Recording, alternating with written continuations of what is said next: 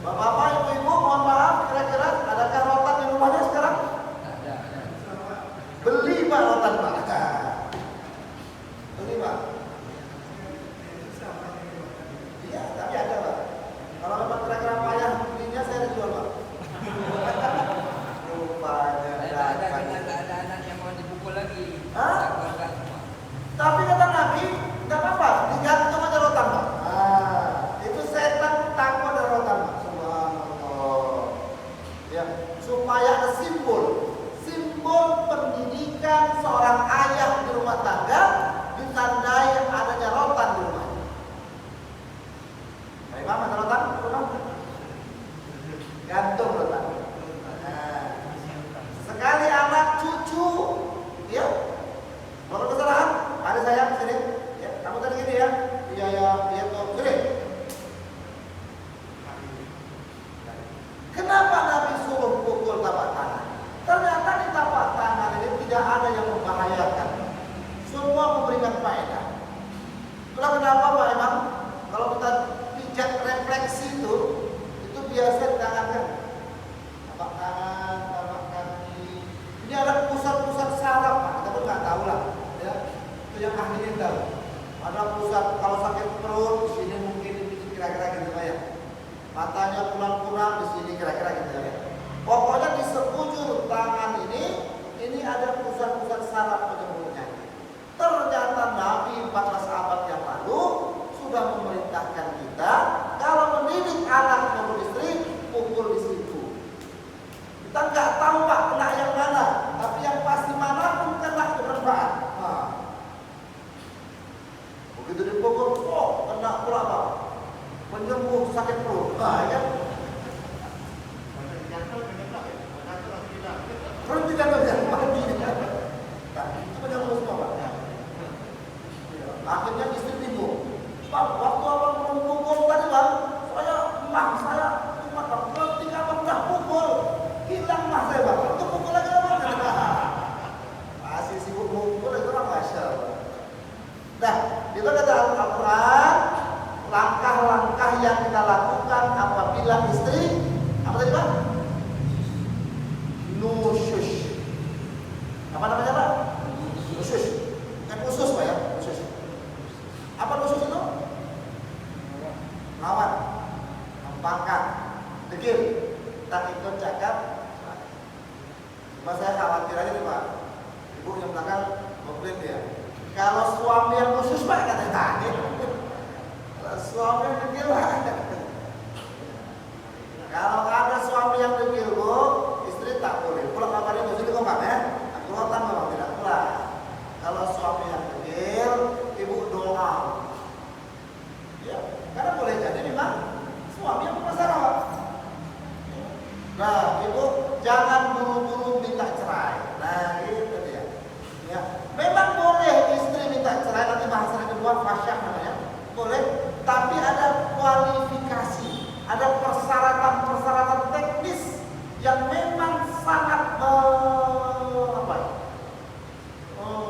memungkinkan, ya, tidak memungkinkan rumah tangga itu dipertahankan, sehingga boleh istri melakukan fasyah. Dan kita bahas.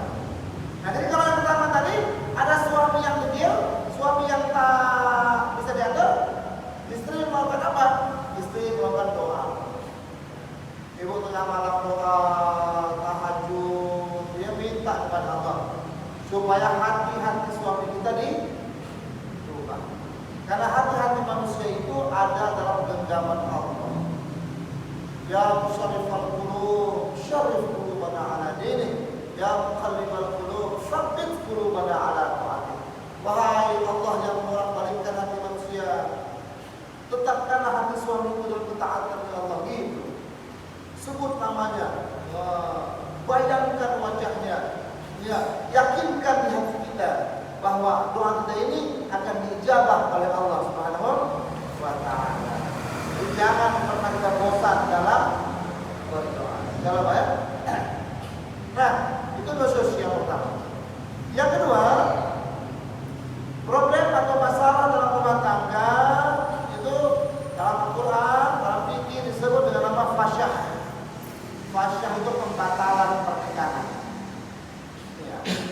pasah ini Pak, itu boleh dilakukan oleh suami maupun istri.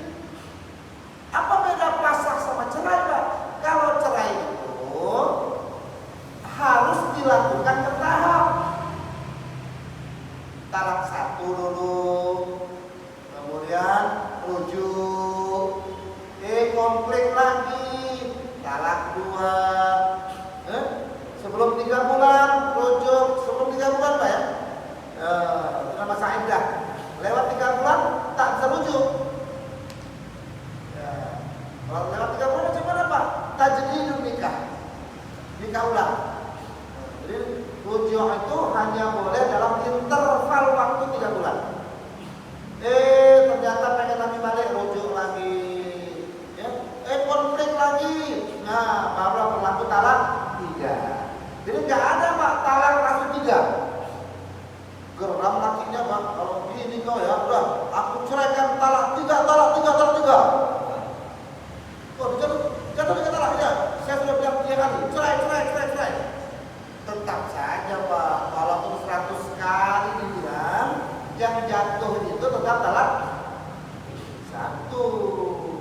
Talak itu berurutan dan berturutan, tidak bisa sekali jalan. Nah, pasah boleh langsung pisah. Nah, itu dia Pak. Nah, itulah bedanya pasah dengan talak. Nah, kedua itu perbedaannya. Persamaannya, pasah dan talak kedua-duanya harus di depan hakim pengadilan agama.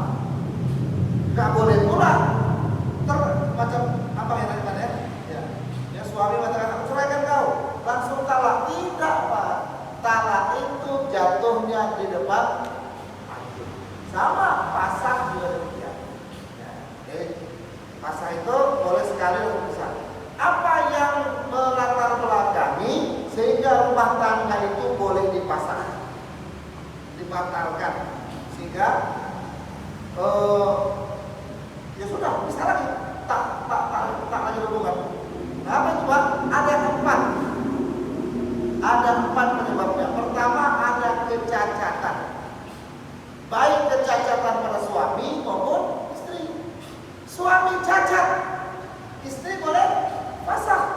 Dia ngadu ke pengadilan agama, Pak Hakim pengadilan agama, saya mau pasah. Oh, bukan cerai ya Bu, tidak, mau pasah. Kira-kira gitu. Kenapa? Sebutkan, suami saya cacat. Apa cacatnya? Pertama, gila. Nah, itu boleh. Tapi kalau si istri bisa bertahan, bagus sebenarnya. Ya, fikih itu kan memang suatu aturan yang memberikan ruang untuk kita lakukan atau tidak. Ya. Suami awal-awalnya tak gila, di pertengahan jalan gila, ya. Istri bertahan, bagus. Tapi kalau istri nggak tahan, ya, dia melakukan gugatan fasakh boleh, yang kira-kira. Yang kedua, karena penyakit sawan babi, ayam ya. Yang ketiga, kusta. Teman-teman sulit penyembuhannya Pak. Ya. Yang keempat, sopak. Ini dalam hadis itu Pak. Hal-hal yang dibolehkan istri untuk mempasah suaminya. Ya. Gila, sawan babi, kusta dan sopak. Yang kelima, lemah syahwat. Ya. Mungkin mungkin istrinya itu punya libido seksualis yang agak normal, ya, masih muda, suami tak mampu, mamanya kayak itu boleh. Dan hakim pengadilan agama tidak akan memediasi Pak. Kalau gugat cerai kan biasa dimediasi dulu, ya, didamaikan dulu, coba diakurkan dulu. Tapi kalau ini, ya, saya mau pasang Pak, jawabnya Pak, suami saya lemah syahwat. Nah, yang penting dia benar. Hakim nanya, betul Pak? Iya Pak. Nah, udah sidang, betul. Yang kenapa Pak? Mama Pak, terpotong kemaluan. Ya, terpotong zakarnya. Ya, karena accident mungkin menyebabkan hilangnya zakarnya, ya maka suami istri boleh. Itu kecacatan dari pihak suami. Atau pasal juga bisa berlaku dikarenakan kecacatan dari pihak istri. Apa itu? Hal-halnya sama yang di atas tadi, gila, ya sawan, kusta dan sopak. Nah, yang dua lagi Pak, ada penyakit yang khusus pada istri. Nah, kalau yang di atas tadi ada dua penyakit khusus pada suami, impoten dan hilangnya zakat. Kalau ini dua penyakit khusus pada istri. Apa itu Pak? Rotak dan koron. Dalam fikih disebut rotak dan koron. Apa itu rotak? Rotak itu Pak, mohon maaf, ada daging yang tumbuh di dalam liang senggama istri. Nah, gitu. Nah, jadi tak bisa melakukan persenggamaan karena ditutupi oleh daging Pak. Nah, itu namanya rotak. Baik itu daging yang memang tumbuh dikarenakan penyakit atau bawaan. Ada kelainan organ di mayat, itu rotak. Atau koron, apa itu? Ada tulang yang menutupi sehingga maaf tak bisa melakukan persenggamaan. Itu ada Pak. Ya. Sehingga sulit untuk melakukan penerobosan di mayat. Maka itu boleh ya, di suami langsung melakukan fasya. Baik, Bapak Ibu yang berbahagia, itu penyebab yang pertama, kecacatan. Penyebab yang kedua, rumah tangga itu bisa dilakukan fasad adalah karena suami tidak memberikan nafkah atau belanja kepada istri yang layak. Ada loh Pak model suami itu, karena istri dianggap belum bekerja, ya, maka dia tidak memperhatikan nafkah belanja si istri. Kecuali dia tak mampu, dia mampu, dia bekerja juga. Karena dia pikir, nah istriku kan sudah bekerja, ya sudah ada yang duitnya itu. Maka dia tidak memberikan sungguh-sungguh uang belanja. Nah kalau si istri tidak rela, dia boleh pasang. Bagaimana kedudukan sebenarnya istri yang bekerja? Apakah istri bekerja wajib tetap dibelanjai suami? Wajib. Terus bagaimana pendapatan si istri? Pendapatan istri itu hanya untuk dirinya. Suami tidak boleh minta jatah, minta bagian daripada pendapatan istri. Haram Pak. Masya Allah. Kecuali memang istri memberikan. Tapi kalau dipatok sama suami, Dek, kamu kan ada gaji. Nah, gaji kamu kan besar. Tolong ya, sekian persen untuk abang. Nah, wajib itu. Suami berdosa. Yang buat di kota sekarang ada gaji besar.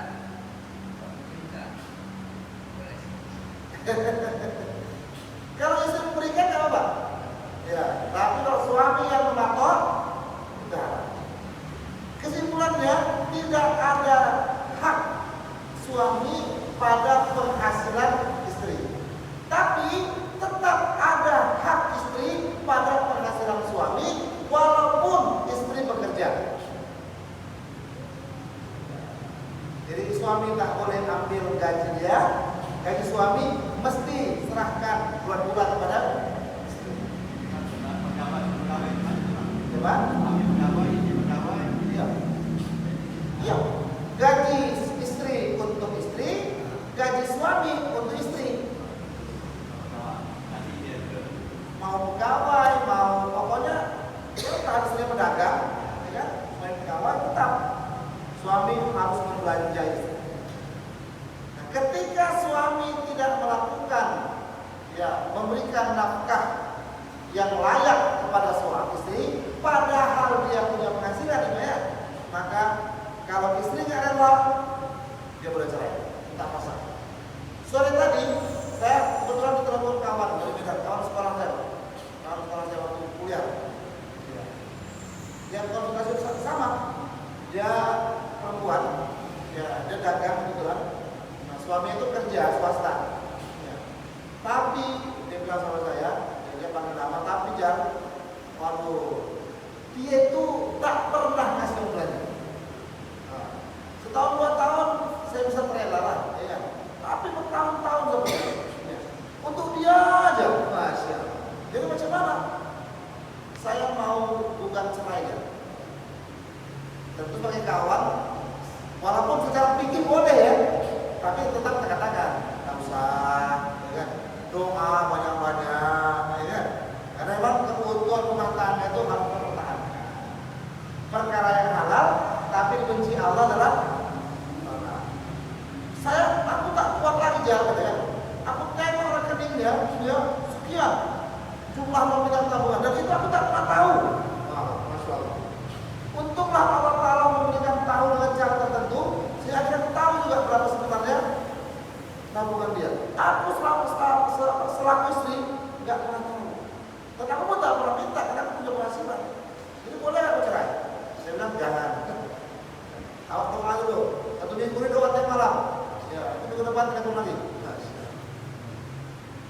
Jadi kalau dia mau minta cerai boleh Pak. Bukan cerai ya, fasakh. Tapi yang perempuan juga mahal cukup apa lagu minta? Apa? Apa lagu minta? Walaupun penghasilan istri jauh lebih besar, tapi suami wajib Pak membelanjai istri. Mending dia terbuka, Dek, ya, inilah penghasilan abang, Dek, ya kan?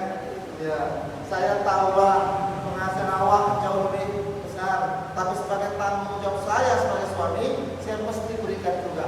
Kalau itu kita bilang, pasti bini bilang, tak abang, untuk abang ajarin juga. Nah, tapi terbuka. Tapi kalau sudah diam-diaman, itu yang kadang-kadang membuat suami istri curiga. Itu yang kedua Pak. Yang ketiga, fasakh itu dibenarkan ketika suami tak sanggup bayar mas kawin yang dijanjikan. Kan boleh Pak. Ya, aku nikahkan lama dengan mas kawinnya utang, ya boleh. Boleh Pak. Boleh. Karena mas kawin itu bukan rukun. Kan kita bahas yang rukun itu harus ada. Nah, ternyata dalam jangka waktu tertentu si suami tak bisa memenuhi fasakh. Itu tentu pernah terjadi Pak pada pernikahan seorang ustazah, saya akan sebut nama lah. Ya, dia tokoh nasional, ya, pembalighah nasional lah, ya. Dia orang kaya, orang Belanda Pak. Tapi nggak tahu saya gimana ceritanya tuh. Dia dinikahi dan juga dia janda sih. Jadi dinikahi oleh seorang laki-laki, tapi maharnya itu utang. Dalam 4 bulan, ya, sebagaimana dijanjikan, si suami tak memberikan, maka si ustaz saya itu langsung pasrah. Boleh, nggak berdosa itu. Ya. Tak termasuk dalam kategori hadis yang menyatakan perempuan yang minta diceraikan daripada suaminya itu tidak akan mencium baunya surga. Tak termasuk. Nah, karena ini termasuk hal yang dibolehkan. Yang keempat Pak, ya, fasakh itu boleh terjadi karena suami tidak memenuhi janji. Sama juga Pak.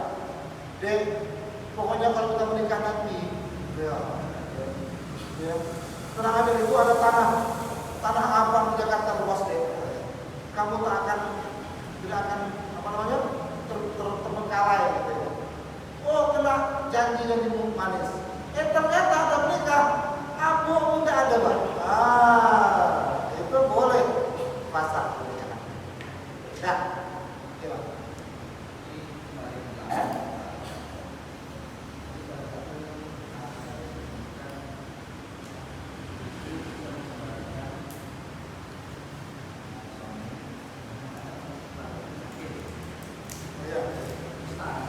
Ustaz, sofa ya.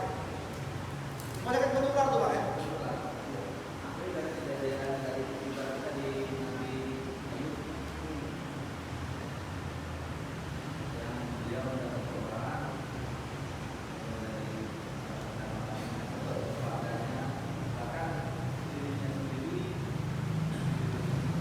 Iya.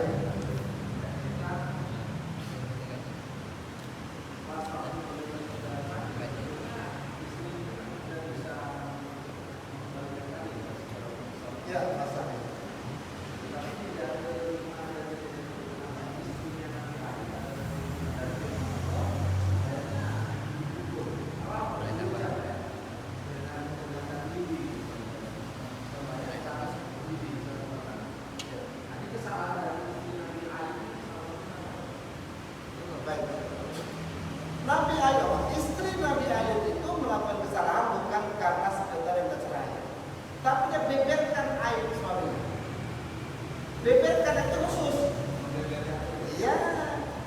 BBM naik, BBM kekurangan kemana-mana. Suami itu nggak beres, suami itu bla bla bla bla bla bla. Gibah. Ya kalau tapi khusus sudah termasuk itu, makanya cabut dia. Nah, kan tadi kalau nasihat tak bisa, putus.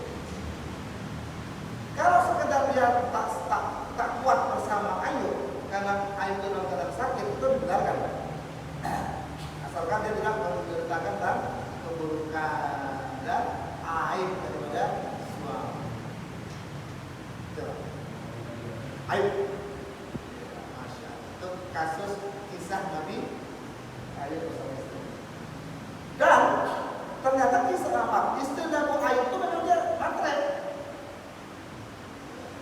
Ya, bukan dia meninggalkan, tapi membeberkan keburukan segala macam. Dia namanya sabar. Ya, tapi akhirnya melakukan hukuman juga. Nah, ketika Allah sembuhkan Nabi Ayub, Allah kembalikan hartanya, datang lagi dia kan, minta lagi menjadikan istri. Oh, kata Nabi Ayub, nehi lah, nehi. Nah, karena apa? Dia tidak setia. Coba ya. Baik, ada pertanyaan Pak? Sebelum melanjutkan, kita lanjut. Itu yang kedua Pak. Yang ketiga, ya, penyebab problematika rumah tangga yang ketiga namanya ilah. Apa itu ilah Pak? Ilah itu adalah sumpah yang dilakukan suami kepada istri untuk tidak mau melakukan hubungan selama beberapa waktu. Dan ketika itu dilanggar, maka itu berdosa. Saya ini karena marah Pak ya. Aku udah muak sama kau ini bahasa Medan namanya. Muak sama kau. Ya. Pokoknya kalau gini juga, aku udah tak mau lagi sama kau. Najis aku sama kau. Itu ilah. Itu jangan coba-coba nanti malam dia. Dek. Itu problem kita hari ini Pak. Istri pun ya, mau juga namanya. Abang khilaf. Khilaf boleh khilaf, tapi jangan mengatakan kata-kata yang aku tak mau lagi menentuhmu. Itu kan secara kiasan, ya. Aku tak mau menentuhmu itu lagi gitu Pak. Ya kalau gitu ya jangan. Sampai kau nikahi lagi. Atau paling tidak dia mesti menembus. Itu kan sumpah Pak ya. Membayar kifarah sumpahnya. Baru dia boleh ngumpul sama istrinya lagi. Jadi kalau perlu emosi Pak, janganlah pakai bahasa-bahasa begitu. Nah, ini perlu dipesankan pada suami-suami. Ya, aku muak ya buka aku tuh. Muak, tapi di malam deh. Nah, itu masalah.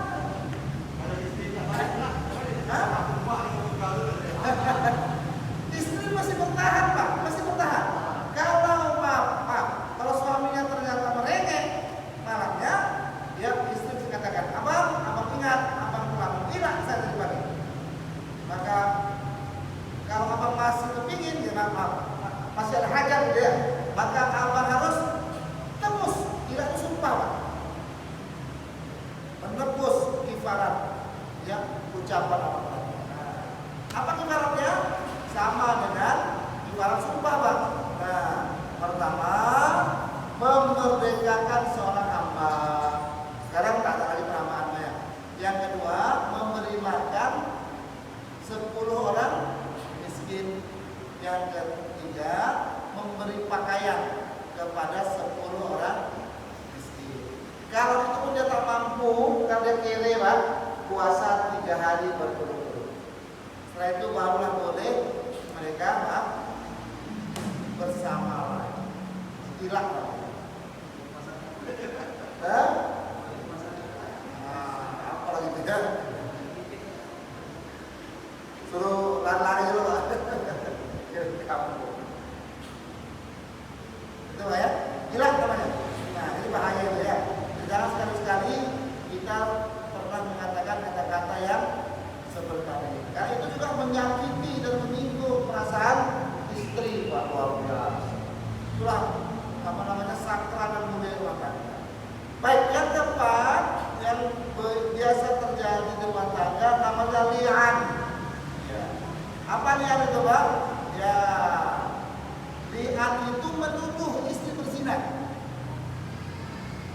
Kalau sekarang menuduh istri selingkuh. Nah, aku telah lihat mau bersama si Anu. Oh, ya kan? Kata si istri, saya ada dimakan, ya ini kan benar kan ya? Saya akan makan berdua aja Bang Rasulullah. Tidak, tak mungkin kau makan aja. Pasti kau melakukan bla bla bla bla bla bla. Itu li'an, Pak. Kalau kita marah istri makan berdua boleh. Kan khusus ya. Boleh, istri pernah makan kesalahan. Tapi jangan tuduh dia pasti. Wah, kau sudah berdua sama dia. Itu maksudnya ya. Itu menuduh berzina. Dia sebenarnya. Lihat. Nah, untuk yang seperti itu, apalagi sampai Bang sudah punya anak, melahirkan istri, ya, karena mungkin sudah ada kecemburuan atau sudah ada kecemburuan atau ketidakpercayaan lah ya, sampai lahir anaknya, terus dia bilang pula, kayaknya wajah anaknya nggak kayak saya ini, karena mungkin ada trauma masa lalu, ya kan, ya, dan itu nggak pernah bisa hilang, ya, sampai dia tuduh, ini kayak anakku, tengok wajahnya kayak wajah si Reman ini, jangan-jangan kau dulu pernah berhubungan sama si Reman ya, itu perbuatan tercela. Nah, kalau itu mau dipersoalkan, maka istri boleh menggugat ke pengadilan, minta supaya si suami itu melihat dia. Dan cara apa? Ya, dia katakan bahwasanya sesungguhnya ini bukan anakku, ini bukan aku itu, Pak. Kalau mungkin umpamanya si istri bertahan, enggak Bang, ini anak abang, tidak. Ya, kalau itu kita selesaikan masalah ini. Dan kemana? Ke pengadilan agama. Kan pengadilan juga nggak bisa membenarkan, ya kan? Padahal tes DNA lah, ya kalau sekarang ada tes DNA kan. Ya, tapi kalau dulu zaman Nabi itu, ya sudah. Kalau kau masih ragu dengan istrimu, kalau katakan 4 kali, ini bukan anakku, atau kau sudah berzina, kau sudah berzina 5 kali. Kali kelima, kalau kau memang betul-betul tidak berzina, maka laknat Allah kepadamu. Itu dia. Berani? Nah, kalau berani silakan. Itu karena mungkin si suami itu memang sangat curiga gitu ya. Nah, itu langkah yang dilakukan oleh si pengadilan. Maka si istri juga sama. Istri juga boleh melakukan bela diri dan mengatakan 4 kali saya tidak berzina atau ini betul anak abang. Ini betul 4 kali sampai 5 kali. Kalau ini memang betul-betul bukan anakmu dan saya berzina, Allah melaknat saya. Ya, kalau si istri memang tidak melakukan, kan pasti berani seperti itu kan. Nah, itu melakukan.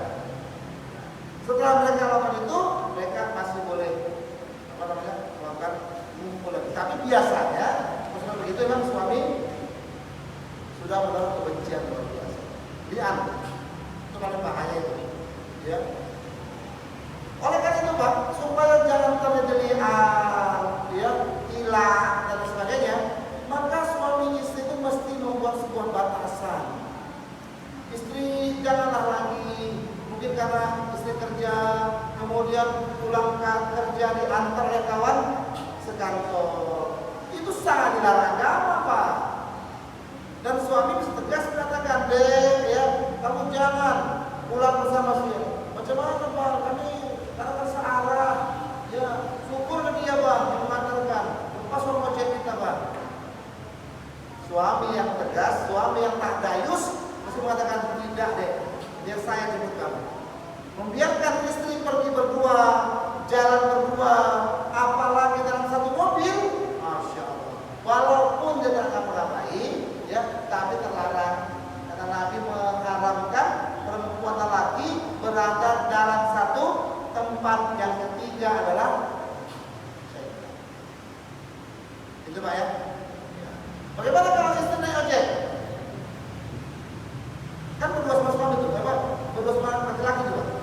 Boleh tak? Istri pulang dari pasar naik ojek, pulang kantor naik ojek, boleh Pak? Boleh, tapi ojek kan tukar-tukar. Ojeknya tukar-tukar. Kalau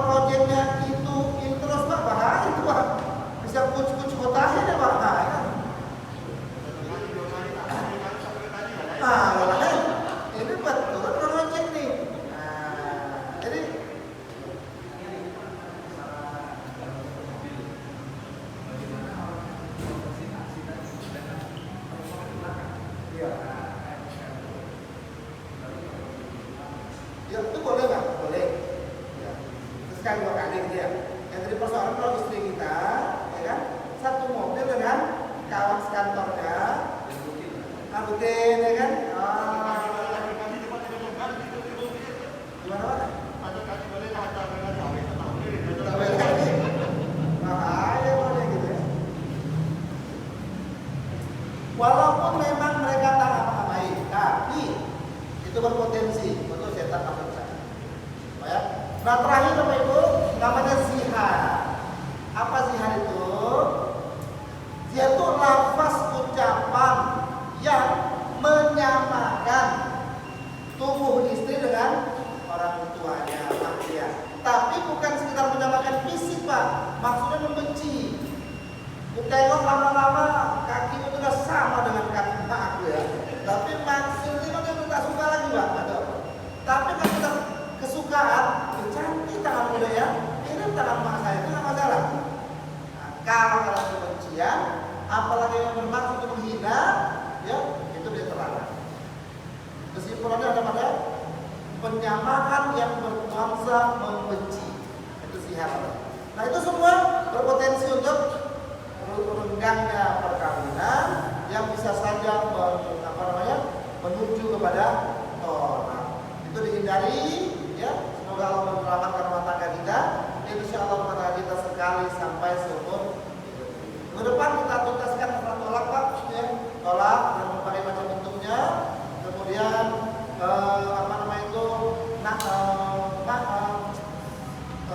mahram ya. Siapa-siapa saja yang termasuk mahram yang kita tidak boleh bersentuhan dan haram nikah dengan dia. Yang kalau bersentuhan menjadi batal itu bahasa kita begitu insya Allah. Demikian, terima kasih.